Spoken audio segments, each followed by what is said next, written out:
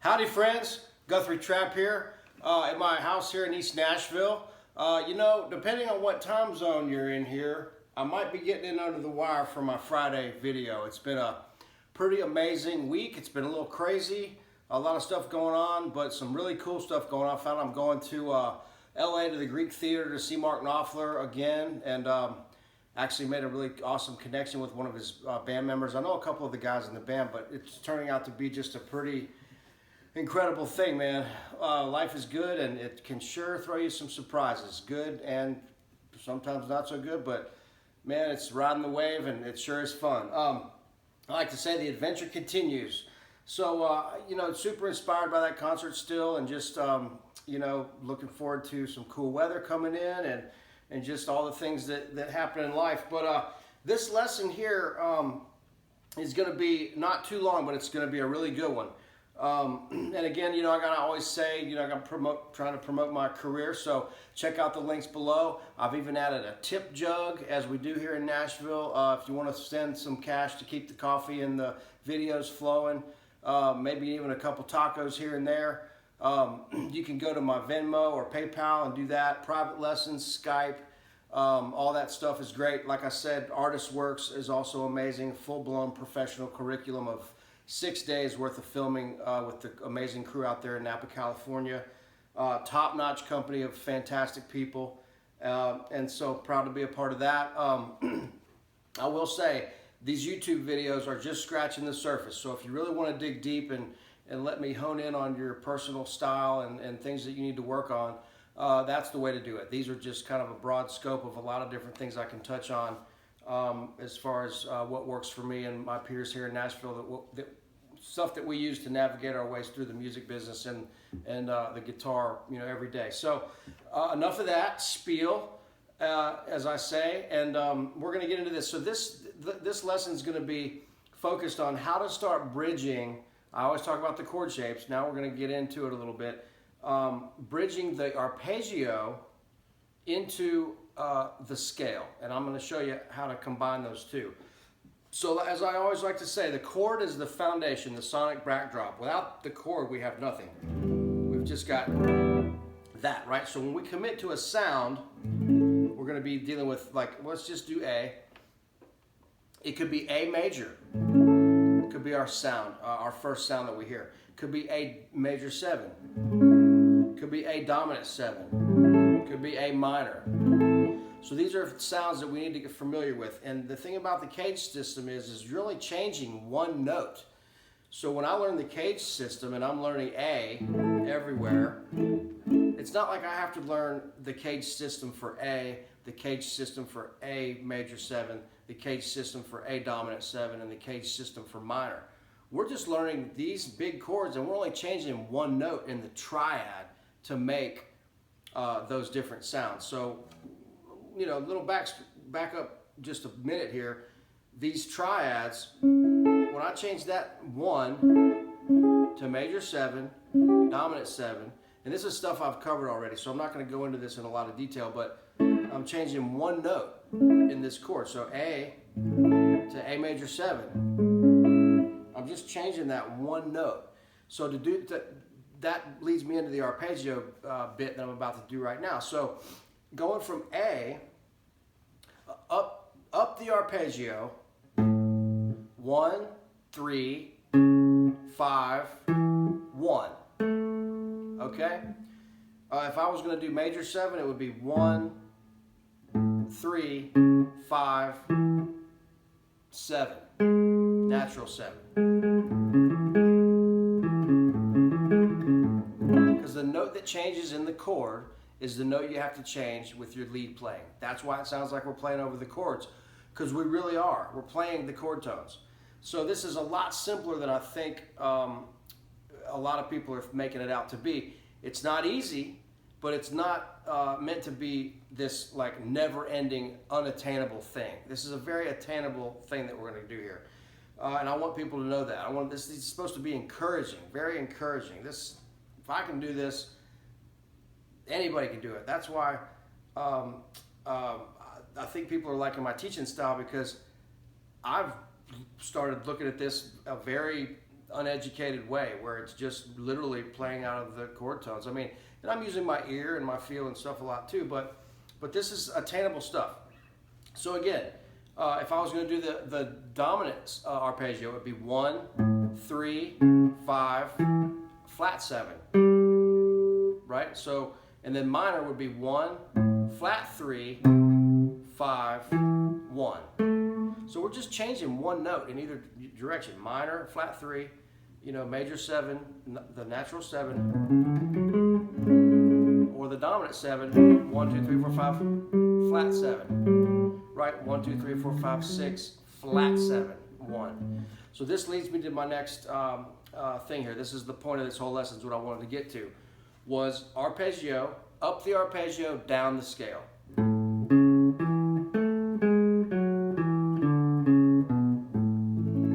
Right? That's the exercise. Up the arpeggio.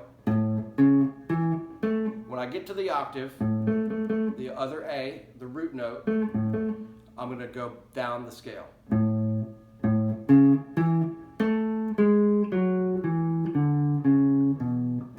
That's going to be my exercise. Now when I go to the 4 chord, if I go to D, out of this position,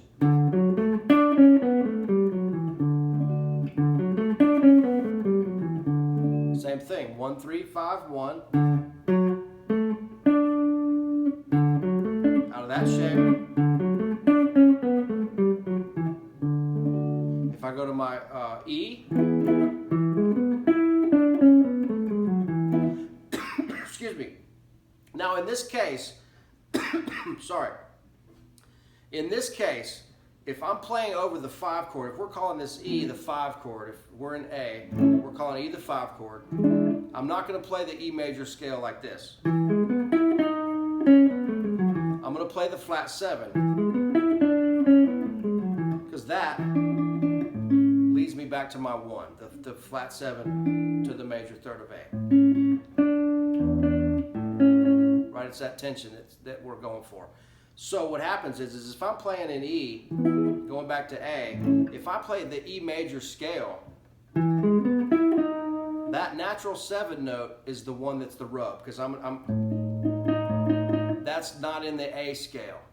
So there's a little manipulating you have to do with your ear to make sure you're playing over the right stuff.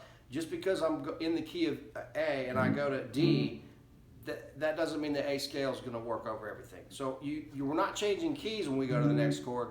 We're still in A, but when we go to these other chords like B minor or D or E, we're having to cover those chords, the tones, but we're changing the scale a little bit depending on what we want to do. We definitely don't want to hit this.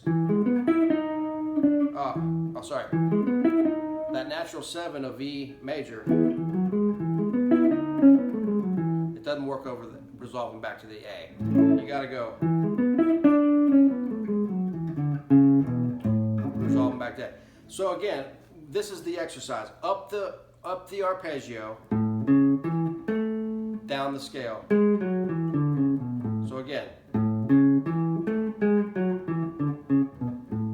go to D,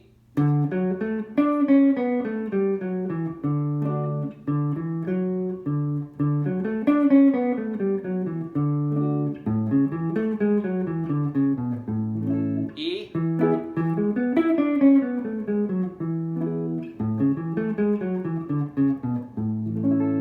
now watch, I'm going to show you a little bit of another trick here that's kind of the same principle. So in A again.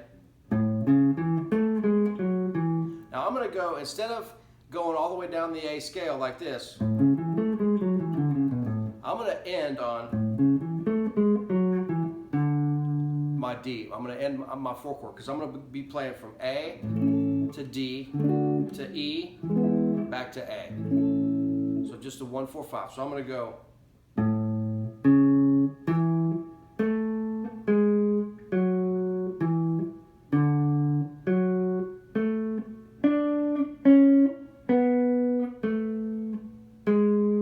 Now when I hit that A flat, that's covering my 5 chord. So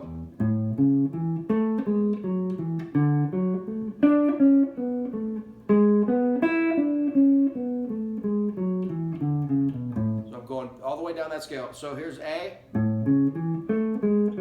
D, and then to E. I'm going to start on the E and play all the way through this shape.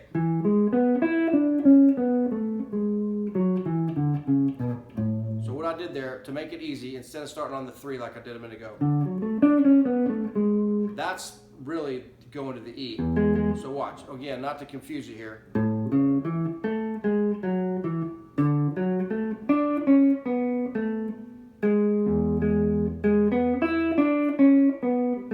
You could do that. Right back to the A. So that's the A scale too. It just happens to work. It turns into E mixolydian, which doesn't. Trust me, I do not want to get you complicated here. I don't want to complicate this, get you confused. I mean, so but this is a little tricky. So just you want to get your head around this. It's the arpeggio. It's right out of the chord, and it's combining the scale. So.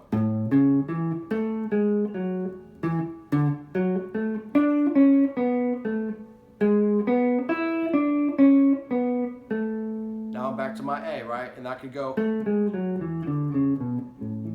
getting back to that. So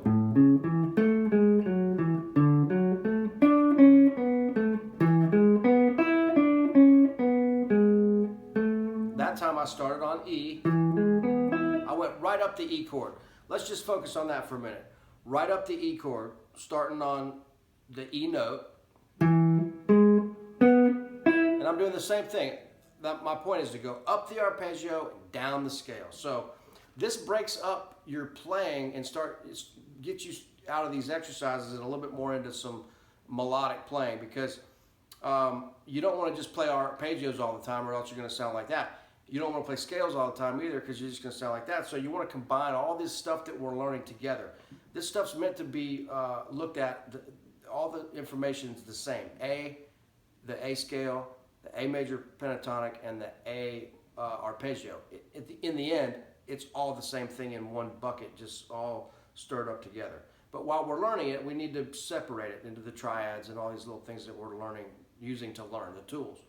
So watch this. So again, up the arpeggio, down the scale, ending on the 4, and starting again on D. Now I'm going to go right to E. I'm coming right out of the C shape, right? I'm keeping it right here. This is my other point. I'm keeping it right here. A, D, E, A. Right in this section. Now, if I went up here, I'd do it in the other sections for the cage system, but right now we're doing it right here. So again.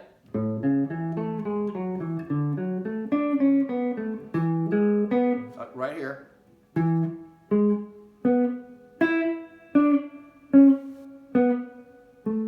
See, I'm walking that scale right down back to resolve to the A. So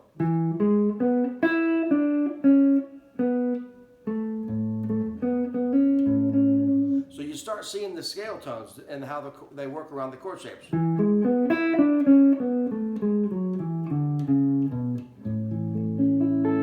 Okay, now I'm going to give you some examples of what this can sound like when you start really getting your head around this, right? And I'm going to apologize in advance for any mistakes. It's been a hell of a week. Okay, so right here, we'll just start on A, go through some of these ideas.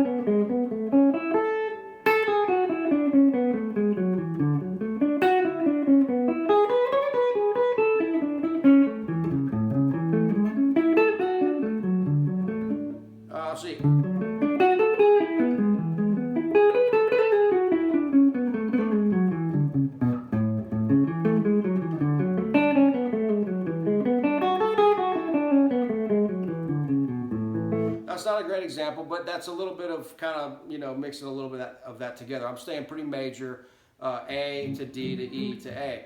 But that's the goal, man. Just really playing through those arpeggios everywhere you can.